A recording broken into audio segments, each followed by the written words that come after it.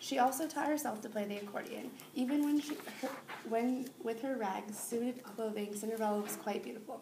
Edna, on the other hand, wasn't much to look at, but she was strong and spunky and knew some good jokes, including an especially funny one about an anteater from Afghanistan. Now, one day the king announced he would give a ball and that all the ladies of the land were invited.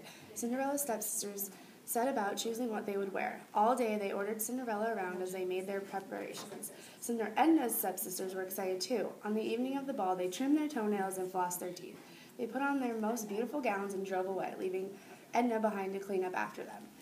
Cinderella sat among the cinders and sighed, "Oh, how I wish I had a fairy godmother who would change these rags into a beautiful gown so that I too could go to the ball." No sooner said than done. Cinderella did have a fairy godmother, and she just happened to be passing by. With a wave of her magic wand, she changed Cinderella's rags into a beautiful gown.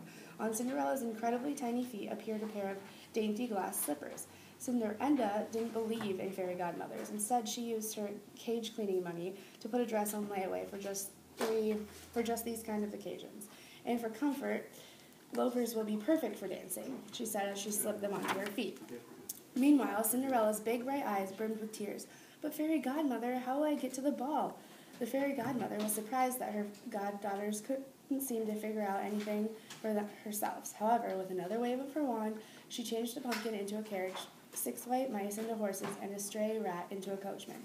"Be sure to leave before midnight," she warned Cinderella as she helped her into the elegant carriage. Edna took the bus. When Cinderella arrived at the ball, everyone thought she was a princess.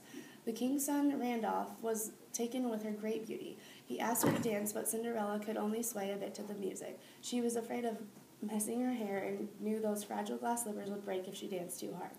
Just then, Cinderella entered the room. She made straight for the refreshment table and poured herself some punch. It was Randolph's princely duty to greet everyone, so he came over to say hello. "What's it like being a prince?" Edna asked, to make conversation. "Quite fantastic," said the prince. "Mostly I review the troops and sit around on the throne looking brave and wise." He turned his head so that Edna could see how handsome his chin looked from the right side. "Boring," thought Edna. "Excuse me, but we recycle plastic here," said a little man with glasses and a warm smile. "Just ignore him," said Randolph.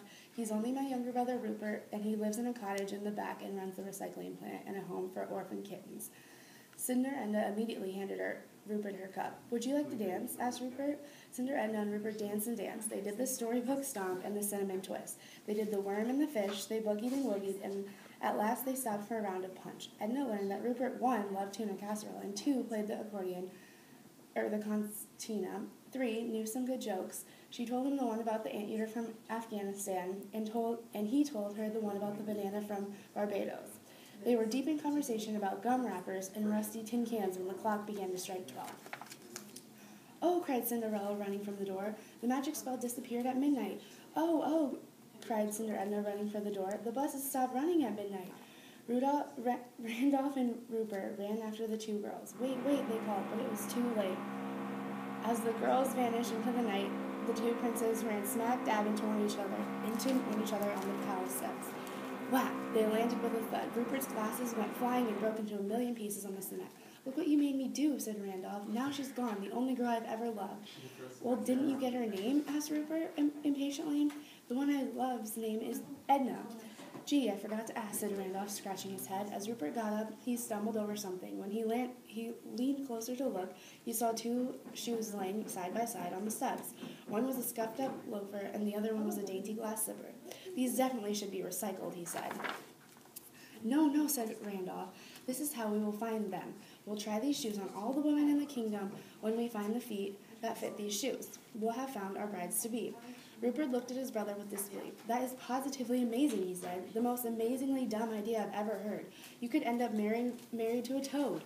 I have a much better idea." But Randolph wasn't listening. He ran to his room to get his beauty sleep. The next day, he put his plan into action. He went to every house in the kingdom, trying to cram women's feet into the glass slipper. Rupert, too, put his plan into action. First, he looked at all the Ednas in the palace directory. Then he visited them and asked each one of them this question: "How many recipes do you know for tuna casserole?" Randolph soon became discouraged. All the feet he saw were either too large, too wide, too long, or adorned with electric pink toenail polish. Rupert, too, was discouraged. While some Ednas could name tuna casserole with pecan sauce and others could name tuna casserole with sour cream and rice, no one could name more than 7 kinds of tuna casserole. Finally, Randolph got to Cinderella's house. The cruel stepsisters were eager to try on the glass slipper, but of course it didn't fit either of them. Suddenly, Randolph noticed a woman in rags, sitting forlornly among the cinders in the corner. Something about her seemed familiar. "Oh, miss, why don't you try this on?" he suggested. With trembling hands, Cinderella tried on the glass slipper, and it fit perfectly. Randolph swept her up in her arms and carried her away to the palace so that they could be married. Meanwhile, Rupert reached Cinder Edna's house. Her wicked stepsisters wanted to try on the loafer, but Rupert wouldn't let them because they weren't named Edna. At that moment, Cinder Edna came in the room from mowing the lawn. Her heart almost stopped when she saw Rupert. He blinked nearsightedly at her. Without his glasses, Cinder Edna looked something like a large plate of mashed potatoes.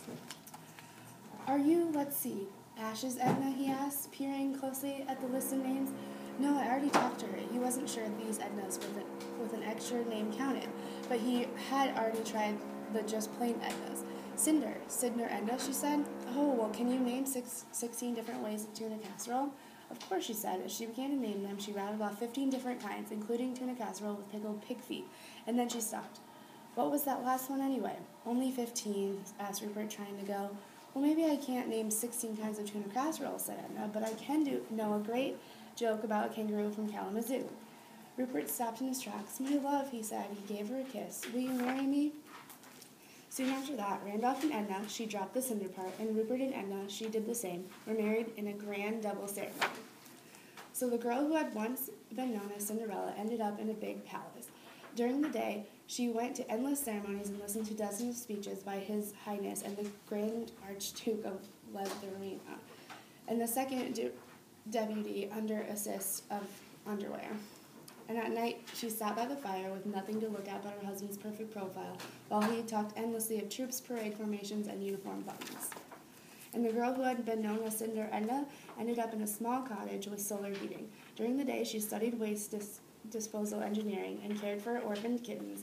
And at night, she and her husband laughed and joked, tried new recipes together, and played duets on the accordion and concertina.